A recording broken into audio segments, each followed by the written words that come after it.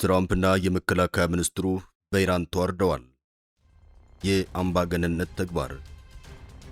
ትራምፕ የአምባገነን ተግባር በመፈጸም የሚታወቁ ሰው ናቸው። የቬኔዙዌላን ፕሬዝዳንት ከቤተ መንግስታቸው በማፈን ወደ አሜሪካ ወስደዋል። ኢራንን በድንገት በመውረር 2 ወር ሊጠጋ የሚችል ጦርነት ውስጥ ገብተዋል። አሁን ደግሞ ክላሽንኮቭ ጠመንጃቸውን ይዘው ስለ ኢራን ጦርነት ፖስተዋል። ትራምፕ በአደባባይ ጦር መሳሪያ ይዘው በማህበራዊ መገናኛ ገጻቸው ላይ ለህዝብ ማጋራታቸው አምባገነንነታቸውን ቁልጭ አድርጎ የሚያሳይ ምስል እየተባለ ይገኛል። የትራምፕ ተግባር አሁንም እንደቀጠለ ሲሆን የአሜሪካ ባለስልጣናት ወታደራዊ ካምፕ ውስጥ መግባታቸው ብዙዎችን አስገርሟል። የአሜሪካ ስጋት ከፍተኛ ሆኗል እያስባለ ይገኛል። ትራምፕ ራሳቸው እንደ ንጉስም እንደ መሪም በማየት ለራሳቸው ሐውልት እያሰሩ ሲሆን የራሳቸው ምስል አሊያም ፎቶ የያዘ ፓስፖርት ለአሜሪካ ህዝብ ሊያድሉ ስለመሆናቸው ተሰምቷል። በጦርነቱ ደግሞ አሜሪካን አዋርደዋል ተብለው እየተተቹ ሲሆን ከስልጣን መውረድ አለባቸው እየተባለ ነው። ሌላኛው የኢራን ጦርነት አጋራቸውና የመከላከያ ሚኒስትራቸው በበኩላቸው በአምባገነንነት የሚታሙ ናቸው። በርካታ የጦር አመራሮችን ከስልጣን በማሰናበት ይታወቃሉ። አሁን ግን ብርቱ የሚባል ተቃውሞ እየቀረበባቸው ይገኛል። በአሜሪካ ሴኔት የጦር ኃይሎች ኮሚቴ አባል የሆኑት 4 የዲሞክራት ፓርቲ አባላት ኢራን ለምትሰነዝር የአጸፋ ጥቃት ዝግጁ ባለመሆን የአሜሪካ ወታደሮችን ሕይወት ለአደጋ አጋልጠዋል ሲሉም በደብዳቤ ከሰዋቸዋል። ማርክ ኬሊ፣ ኤሊዛቤት ዋረን፣ ሪቻርድ ብሉሜንታ እንዲሁም ክሊስተን ጊሊብራንድ ባወጡት ደብዳቤያቸው ፕሬዝዳንት ትራምፕ ኢራን ላይ ግብታዊ ጦርነት ከከፈቱ በኋላም ፔንታጎን የወታደሮቹን ሕይወት ለመጠበቅ መሠረታዊ ጥንቃቄዎችን እንኳን አላደረገም ሲሉ ከሰዋል።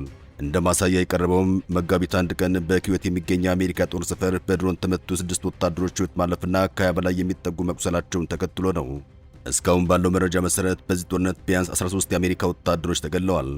ከ300 በላይ ደግሞ ቆስለዋል። ሴናተሮቹ ለሚኒስትሩ 9 ዝርዝር ጥያቄዎችን ያቀረቡ ሲሆን እስከ ግንቦት 3 2018 ዓ.ም ድረስ ምላሽ እንዲሰጡ ቀነ ገደብ አስቀምጠዋል።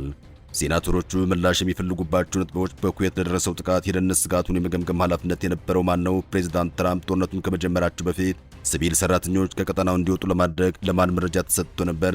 ኤፒክ ፍሬ የተሰኘው ወታደራዊ ዘመቻ ከመጀመሩ በፊት ሊመጡ የሚችሉ አጸፋ ጥቃቶች ግምት ውስጥ ገብተው ነበር የሚሉ ጥያቄዎች ቀርበዋል። ይህ ወቀሳ የመጣው በአሜሪካና በኢራን መካከል ያለው ጦርነት በአሁኑ ወቅት በተኩስ አቁም ላይ ባለበት ወቅት ነው። ሴናተሮቹ የትራምፕ አስተዳደር ወታደራዊ እርምጃን ከመውሰድ በፊት የሚደርሰን ውጤት በአግባቡ አላሰላሰለም የሚል ጠንካራ ተቃውሞ እያሰሙ ይገኛል። ትራምፕ አሜሪካንን አሳፍረዋል፣ አዋርደዋል የሚል ተቃውሞ እየቀረበባቸው ይገኛል።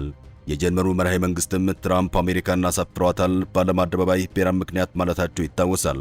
የቀድሞዎቹ የአሜሪካ ፕሬዝዳንቶች ጆ ባይደንና ባራክ ኦባማ በበኩላቸው ትራምፕ አሜሪካንን አዋርደዋል እያሉ ይገኛል። ያም ሆኖ ግን ግዙፍ የወርቅ ቀለም ያለው የዶናልድ ትራምፕ ሐውልት በሚያሚ ተተክሏል። ፕሬዝዳንቱ አምባገነንነታቸውን ለይቶላቸዋል እየተባለ ይገኛል። በአሜሪካ ፕሬዝዳንት ዶናልድ ትራምፕ ባለቤትነት የሚተዳደረው የሚያሚ የጎልፍ መጫወቻ ስፍራ ቁመቱ 22 ጫማ ማለትም 6.7 ሜትር የሚረዝም ግዙፍ የወርቅ ቀለም የተቀባ የፕሬዝዳንቱ ሐውልት ቆሟል። ሐውልቱ ይፋ የሆነው ፒጄ የጎልፍ ውድድር አካል የሆነው የካዲላክ ሻምፒዮና በሚካሄድበት ዋዜማ ላይ ነው።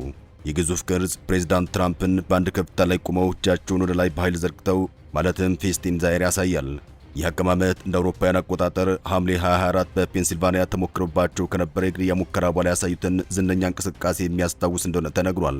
ታዋቂው አሜሪካዊ ጎልፈኛ ሪክ ፋውለር ስለ ሐውልቱ ተጠይቆ ሲመለስ ከእርሱ አጠገብ ቆሜ ፎቶ ብነሳ ካለሁበት በላይ አሳንሶ ነው የሚያሳይም በማለትም የሐውልቱን ግዙፍነት በፈገግታ ገልጾታል።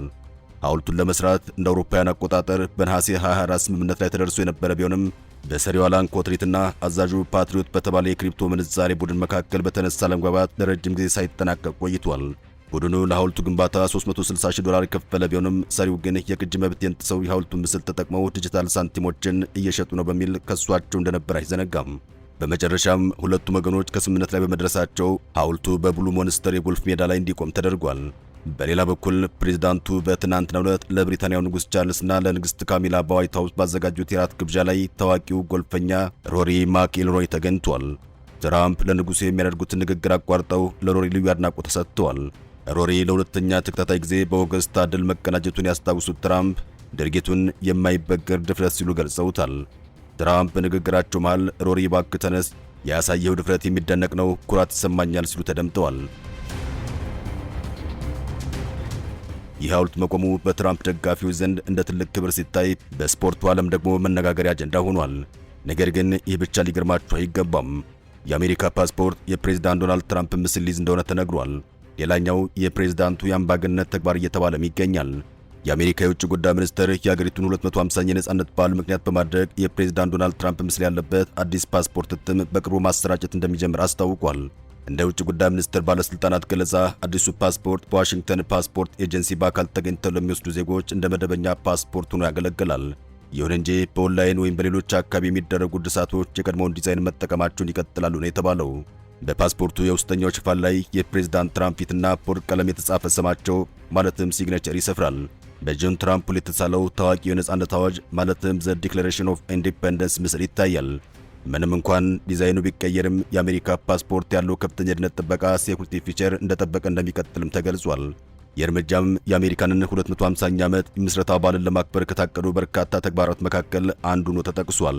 ከፓስፖርቱ በተጨማሪም የትራምፕ ምስል በሚከተሉት ላይ እንዲያርፍ ተደርጓል። በብሔራዊ ፓርክ መግቢያ ካርዶች ላይም ከጆርጅ ዋሽንግተን ጎን የትራምፕ ምስል ተካቷል። ለበዓሉ የሚታተሙ መታሰቢያ ሳንቲሞችም የፕሬዝዳንቱን ምስል እንዲይዙ መወሰኑ ይታወሳል። ባለፈው ዓመት የኬኔዲ ሴንተርና የአሜሪካ የሰላም ኢንስቲትዩት ከትራምፕ ስም ጋር እንዲያዙ ተደርጓል። የአሜሪካ ፓስፖርት በተለምዶ ለ10 ዓመታት የሚያገለግልና በዓለም አቀፍ ደረጃ ተቀባይነት ያለው የዜግነት መታወቂያ በመሆኑም የፕሬዝዳንቱ ምስል በላዩ ላይ ማረፉ እስካሁን ከተደረጉ የመታሰቢያ ተግባራት ሁሉ እጅግ ከፍተኛውና አነጋጋሪው ያደርገዋል። የአዲስ ፓስፖርት እትም ከዘንድሮው ክረምት ጀምሮ ለዜጎች መከፋፈል ይጀምራልም ተብሏል። በአሜሪካ ፖለቲካ ውስጥ አዲስ አነጋጋሪ አጀንዳ ተፈጥሯል።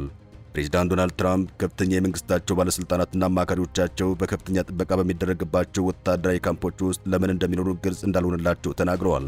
ፕሬዝዳንቱን ያሉት ባለፈው እሁድ ከ60 ሚኒት ፕሮግራም ጋር ባደረጉት ቃለ ምልልሳቸው ነው። ፕሬዝዳንቱ በዋይት ሀውስ የጋዜጠኞች ማህበር የራት ግብዣ ላይ ተኩስ ልውውጥ በተሰማ ማግስት በሰጡት ቃለ ምልልሳቸው እንደ ውጭ ጉዳይ ሚኒስትሩ ማርክ ሩቢዮና የመከላከያ ሚኒስትሩ ፔት ሄግሴት ያሉ ባለስልጣናት በወታደራዊ ቤቶች ውስጥ መኖራቸውን አስመልክቶ ተጠይቀዋል።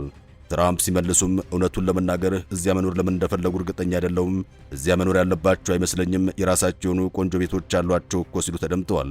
ይሁን እንጂ ባለስልጣናቱ በወታደራዊ ካምፖች ውስጥ መኖራቸው በዓለም ላይ ያለ መጥፎ ነገር እንዳልሆነ አክለዋል።